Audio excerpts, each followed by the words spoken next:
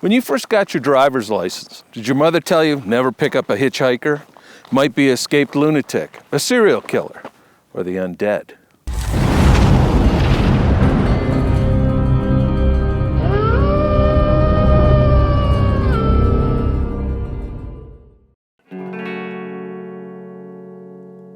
Most ghost stories seem to center around a haunted house or a castle. But out here in the vast Mojave, our stories seem to center around a railroad, a hidden mine, or a remote, lonely stretch of highway.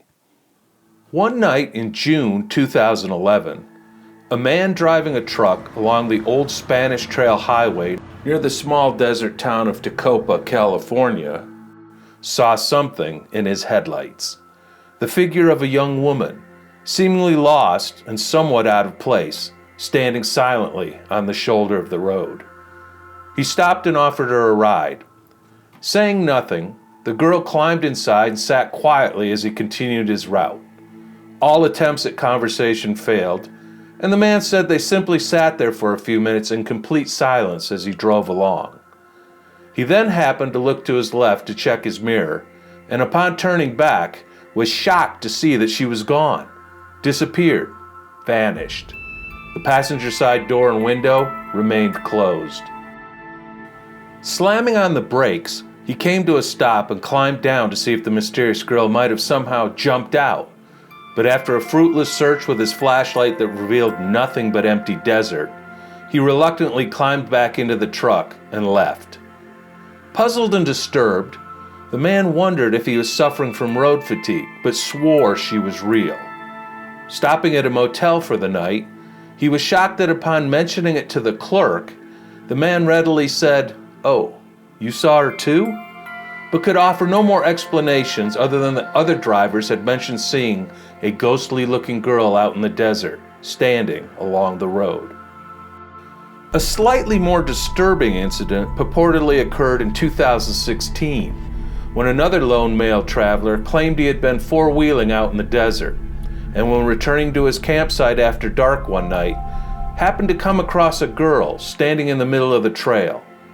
Stopping to see if she was lost, he said that she had the strangest look on her face as she came up to his window. He was about to ask her if she was lost or hurt, when the pale figure suddenly let out a horrific animal-like screech, and in the man's own words, simply melted into smoke and vanished. When asked what he did next, the man truthfully replied, "What do you think I did? I hauled ass out of there."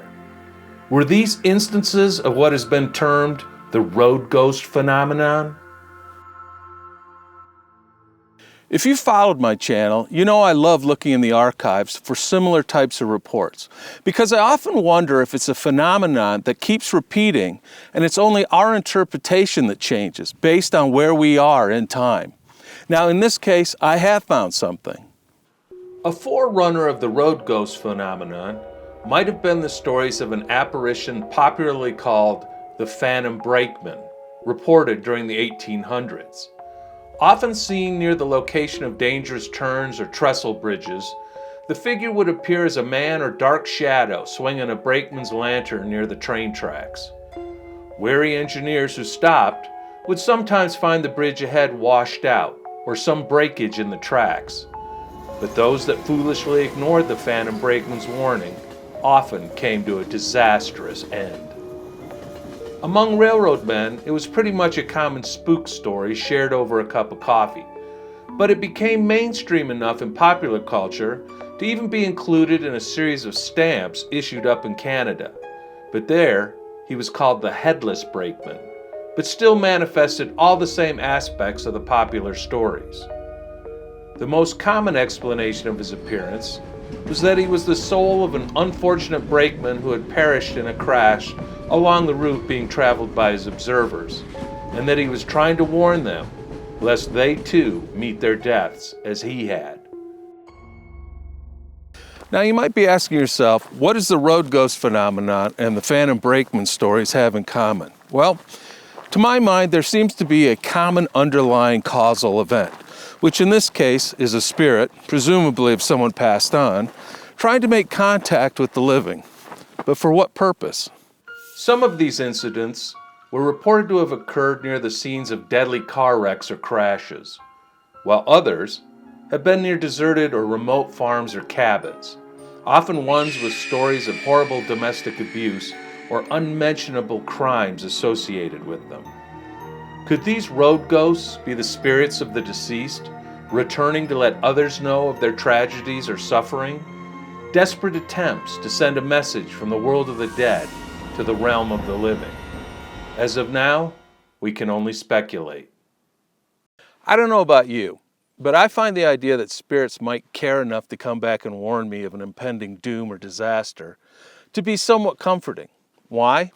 Well, we all have friends and loved ones that have moved on, and the road ghost phenomenon may give us a hope, a glimmer, a peek into what happens after we die, which is probably the greatest mystery of them all. I'm Behrman. I'll see you next time. Hey guys, Behrman here. I'd like to thank you for watching and invite you to join my channel by subscribing. Also, if you would, hit the like button. It really does help. Thanks.